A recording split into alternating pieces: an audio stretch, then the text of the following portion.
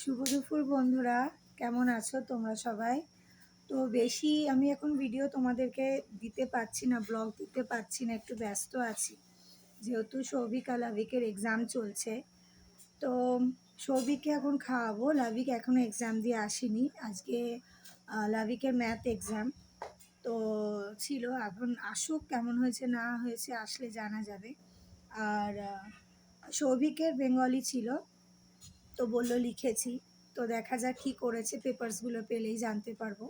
তো দেখো কি কি রান্না করেছি। আজ সবিকের জন্য ভাত নিয়ে নিয়েছি, আর এখানে হচ্ছে দেখো বেগুন ভাজা, টমেটো দিয়ে ডাল, আর ফুলকপির বড়া হয়েছে, মানে আরও হচ্ছে, তোমাদেরকে দেখাবো বলে আমি জাস্ট নামিয়ে আনলাম এখন। আর এখানে বিট গাজর আলু, তারপরে কড়াইশুঁটি ধনেপাতা দিয়ে একটা তরকারি করেছি। আর এখানে তো কালকে এই যে ধনেপাতার চাটনি করেছিলাম রয়েছে।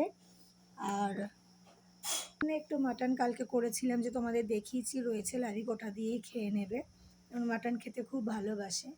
তো চলো খাইয়ে দাইয়ে নিই, তো পরে আবার দেখা হচ্ছে।